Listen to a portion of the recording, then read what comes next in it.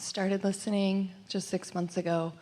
I'm doing the yoga and meditation, affirmation kind of morning routine. I'm feeling so vibrating. Yep. Can you hear her? Sorry. That feeling that I receive, that's like you can feel it tingling inside of you. I've heard you say that's source. I've been feeling it so much more lately. Does that mean I'm in the vortex, or does that just mean I'm super in the vortex? It feels all good, so that doesn't matter. Well, the physical sensation is an indication of energy moving. And so just the fact that you're feeling energy moving means that there is sometimes resistance leaving, sometimes vibration rising. That's what those sensations are all about. And as you notice the improvement, isn't the right word, the difference in the way the energy is moving. In other words, your inner being is always flowing energy to you and through you. But most people are not aware of it. You have to tune to know. So when you're tuning in and you actually feel that happening, that is what that means. Yeah. Several questions swarming around my mind, but I feel... When you raised your hand, what did you want to talk about? I have been blessed with creating the space to care for children. I have a home daycare. I just want to be the best for them. It's the most inspiring and uplifting, but at times very challenging. I love children so much, but I'm trying to find how to stay aligned, even in the rough of it. I try to focus on optimism. As you are with them, would you say that for the most part they are in the receptive mode or out of it? In the receptive mode. So just follow their lead. For the most part they are in the receptive mode. Are they not always in the receptive mode? I feel like when my son, for instance, is screaming, no, no, and he's smacking, he's very upset and denial of something, but he wants something so bad, but it's just not really attainable at that moment. So am I discording him by not letting him attain that? Well, here's the thing, because once you're in that situation, that's what we've been talking about for the last segment or two, when we're talking about you're in a manifestation, in the middle of a situation, a manifested moment. Every moment is a manifestation. Every moment that you're conscious and aware, you're in a moment that has manifested. So in this manifested moment, when something's going on, it's really too late to really do anything really meaningful energy-wise, because the energy work's already been done and it has caused this creation. Does that make sense to you? This thing that's happening is the culmination of energy that has flowed. And so now getting in with action is not going to do that much good. Oh, you could contain him. You could duct tape his mouth shut. You could chain him to a chair. You could banish him to another room. In other words, there are all kinds of things that humans have discovered that sort of clears their space of people that are bothering them.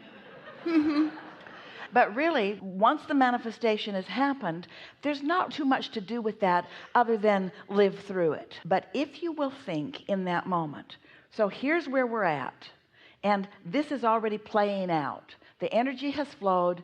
This is a different way than you've been looking at life, isn't it? But doesn't it make sense given what you now know?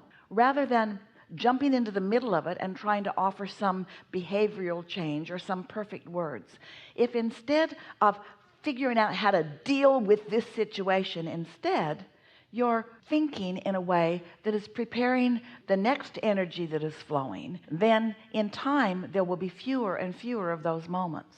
We can say this better. So you flow and you're sloppy and you're flowing, you don't know what you're doing, and you create something you don't like. Then you observe what you don't like, so now you're creating more in the pipeline, and then you don't like that, and then you're creating more in the pipeline until you say, this is what it's always like for me at work with my kids. On the other hand, you could be sloppy and not know what you're doing, and you're not, but we're just using this as and create something you don't want, and then here's someone really having a little fit, a tantrum, but now instead of try to deal with the tantrum and therefore perpetuating the next, instead you say, well, that's interesting. what we all created together. But your emphasis is now not on fixing that, because that's that. That's like painting a painting that is so awful and then just keep dabbling at it to make it better.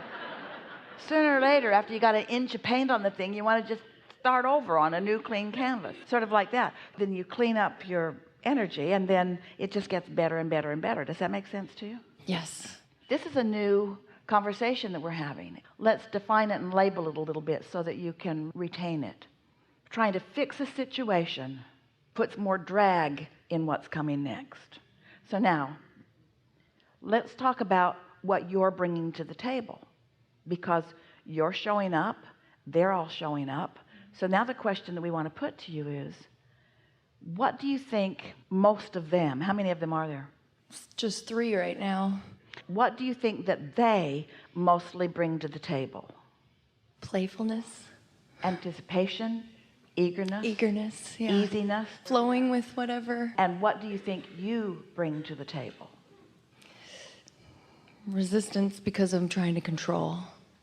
And maybe feeling that I'm controlling and for the best for them. But so now we have a big question for you. When you are trying to control at the already manifested stage, can you feel how little leverage you have as compared to controlling from a vibrational state? Mm-hmm. Yeah. So as you're controlling your ability to allow, rather than trying to muster enough control to contain them, because you can't.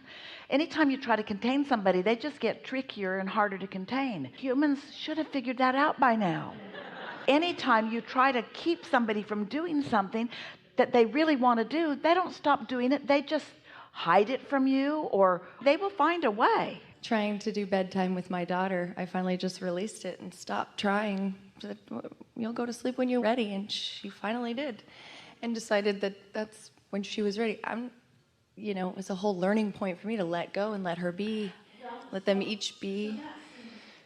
So that's one way to think about it. But don't just give in. Think about what you want. We're not talking about just letting them have their way. We're talking about knowing that you can't do anything about it with action. And then if their behavior is something that you really don't want, understand that you've launched a rocket about what you do want, but now you want to give your attention to what you do want, which is an improvement in their behavior, or an improvement in their life experience, or an improvement in your life experience.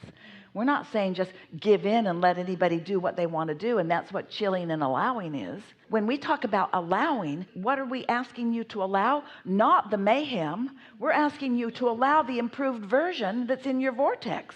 There's a big difference. So is this my optimistic push then to visualize and see what we all want?